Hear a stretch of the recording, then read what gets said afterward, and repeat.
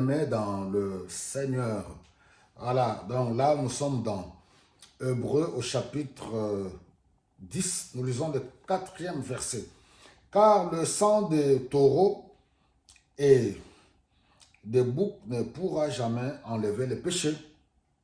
C'est pourquoi, au moment où il allait entrer dans le monde, le Christ dit à Dieu, tu n'as voulu de sacrifice ni offrande, mais tu m'as formé un corps. Tu n'as pris plaisir ni à des animaux brûlés à l'autel, sur l'autel, ni à des sacrifices pour le pardon des péchés.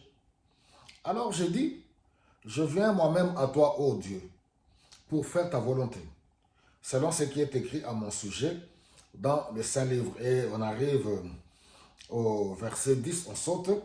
Jésus-Christ a fait la volonté de Dieu, il s'est offert lui-même une fois pour toutes, et c'est ainsi que nous sommes purifiés du péché.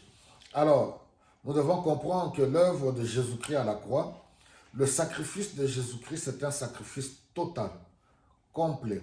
L'ultime sacrifice, le sacrifice complet, au point que il est venu accomplir toutes choses. Nous n'avons plus besoin de rajouter quoi que ce soit. Dans l'ancienne alliance, le sacrifice pour la purification, pour le pardon des péchés, s'opérait par les animaux. Alors, ce sacrifice étant imparfait, étant incomplet, il a plu au Seigneur. Jésus-Christ l'a dit, mais voici, ô Dieu, lui qui s'est dépouillé de sa divinité, qui n'a pas voulu voir cela comme une proie à arracher à Dieu, il n'a pas voulu être égal, mais il s'est dépouillé. Il s'est dépouillé, il a revêtu ce corps humain et pour venir s'offrir pour le sacrifice, pour la purification, le salut de toute l'humanité. C'est pour cela que quand Jean l'a vu, Jean-Baptiste, il a vu l'agneau immolé de Dieu. Quand il a vu Jésus-Christ, il a dit, voici l'agneau de Dieu qui ôte le péché du monde. Alors, par là, nous devons comprendre que nous qui avons cru en Jésus-Christ, nous devons avoir cette assurance. Nous n'avons plus besoin de certaines cérémonies secondaires, tertiaires, certaines cérémonies qui ne peuvent pas. Je l'ai toujours dit, et les Écritures nous le prouvent. Le pardon du péché ou le salut pour la vie éternelle ne se trouve dans aucune religion, ni dans dans des rites quelconques, ni dans des coutumes, ni dans des cérémonies quelconques, bonnes qu'elles peuvent être. Le sacrifice, la foi en Jésus-Christ nous libère et nous pouvons communier avec lui au quotidien par l'étude de la parole. Alors, même pour aller à certains endroits qu'on appelle les lieux de pèlerinage, chacun est libre. Mais tous ces endroits, avec tout le respect, ne peuvent pas apporter le pardon du péché, quelle que soit l'atmosphère spirituelle qu'on peut ressentir sur ces lieux. En tant que touriste, oui. Mais il n'y a plus d'objet, il n'y a plus quoi que ce soit qui peut encore être fait pour nous libérer du péché et nous accorder la vie éternelle.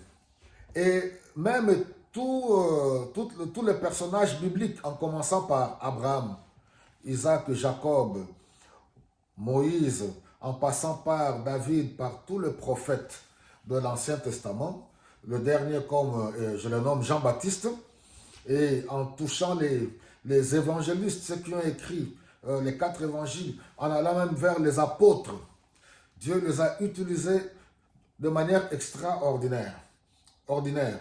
Et en passant par chacun de nous aujourd'hui, nous qui avons reçu cette grâce, nous n'avons rien mérité. Cette grâce d'obtenir miséricorde auprès de lui et de tenir cette parole par sa miséricorde. Donc, nous n'avons pas, il n'y a aucun être humain, saint qu'il soit, parce que si nous sommes saints, ce n'est pas à cause de nos œuvres, mais c'est par la foi en Jésus-Christ, par le moyen de la foi, par la grâce de Dieu. Alors, tous ceux qui nous ont précédés, oui, dans la foi et qui ont déjà quitté ce monde, nous bénissons le Seigneur pour cela. Nous n'avons pas de prières à leur adresser pour qu'ils intercèdent pour nous. Jésus-Christ est assis à la droite de Dieu. Il est le seul intercesseur pour nous. Même quand personne n'intercède pour nous sur cette terre, Jésus-Christ intercède pour nous. Donc, nous n'avons pas à prier Paul, nous n'avons pas à prier Abraham pour qu'il intervienne en notre faveur. Nous n'avons pas à prier Jacques ni Jean pour intercéder en notre faveur. Par contre, nous qui sommes sur cette terre, nous qui sommes membres du corps, nous trouvons des passages bibliques où le Seigneur nous recommande, nous encourage dans la vie communautaire de nous aimer les uns et les autres, de porter le fardeau les uns et les autres, de prier les uns pour les autres. Nous qui sommes sur cette terre, nous qui avons cru en Jésus-Christ, d'intercéder les uns pour les autres. Je peux avoir un problème et présenter à mon frère et à ma soeur pour dire j'ai tel sujet, le cas d'une maladie ou le cas quelconque pour un ami ou une soeur. Est-ce que pouvez-vous me soutenir et prier avec moi dans vos moments de prière? C'est ce que la Bible nous recommande. Voilà, donc c'est pour nous dire que nous devons être en paix, de ne pas chercher à rajouter des choses secondaires qui ne peuvent pas, voilà, apporter un plus. Jésus-Christ est le sacrifice complet. Il a tout accompli. Il a vaincu le diable, la mort, le péché. Il nous a arrachés de l'esclavagisme du monde et il nous a accordé la vie éternelle. Que Dieu vous bénisse abondamment.